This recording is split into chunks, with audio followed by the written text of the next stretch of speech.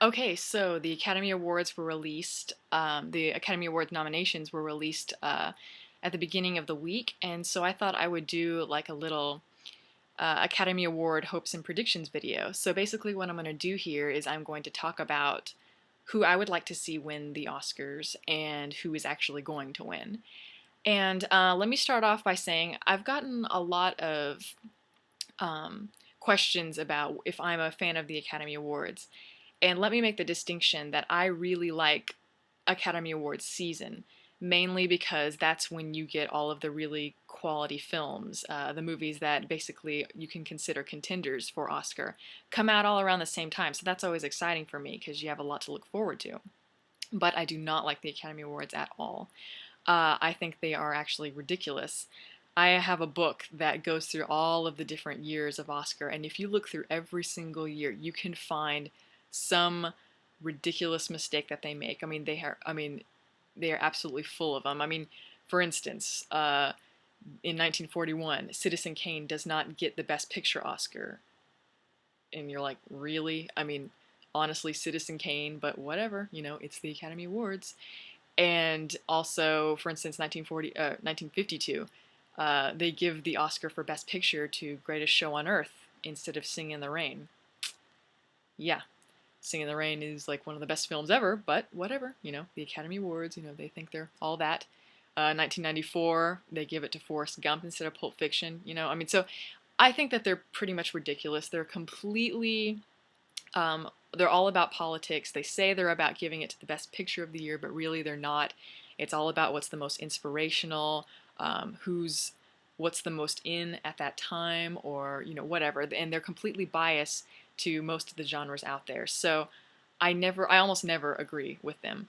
But that being said, I do look forward to the event because it is a special event for film buffs, and I don't ever agree with them, but I enjoy kind of the glitz and the glamour of all, and seeing all the celebrities get all dressed up. I enjoy the show. It's very entertaining.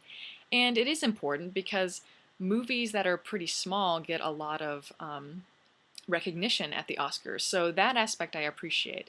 And I also kind of appreciate the fact that even though the Academy is completely, they're all about politics, it's still, the idea of it is, I like the idea of it mainly because it is a celebration of film. And if you are a movie fan, then, that's something that I look forward to personally. So yeah, I'm enough of that. I'm just gonna go right into the nominees. I'm gonna start with Best Supporting Actress in a Leading Role, and the nominees are, I'm looking at the list right here, Penelope Cruz for Nine, Vera Farmiga, Up in the Air, Maggie Gyllenhaal for Crazy Heart, Anna Kendrick for Up in the Air, and Monique for Precious. I think it's pretty clear here who's gonna get the Oscar there. Penelope Cruz, no way. I saw that movie and I didn't like it at all, and yeah, that was just kind of using up a spot. I thought Vera Farmiga, excellent. Maggie Gyllenhaal, great too. I was kind of surprised to see her in this category, but regardless, I'm really happy for her. I think she did an excellent job. Anna Kendrick, also great, but Monique is the one, that completely just kicks the wall down. This performance is just electrifying and completely intense. And when you look at her, she doesn't really have the same kind of, I guess, polish as some of the other actresses, like maybe Vera Farmiga. She just doesn't have that, kind of maybe the acting accomplishments of maybe some other actresses, but she brings so much more to the character that you really can't teach, I think. She's got such a brutal and rough intensity to her performance, and it is so organic. I've mentioned this before in my review for Precious, that you look at her, the last scene that she is in, and she just pours her heart out. And seriously, my heart, I was just falling apart, and my heart was breaking for her. Because everything there, who cares about acting technique or whatever? It's real. What you're seeing from her is real. And that is just incredible. And that scene alone should get her that Oscar. So she's my hope for the Best Supporting Actress, and I think she will also win it. So there you go. Now I'm going to go on to Best Actress. So here are the nominees: Sandra Bullock for The Blind Side, Helen Mirren for The Last Station, Carey Mulligan for An Education, Gabourey Sidibe for Precious, and Meryl Streep for Julie and Julia. Um, I think that Sandra Bullock will get it for The Blind Side, mainly because she won the SAG Award and the Golden Globe.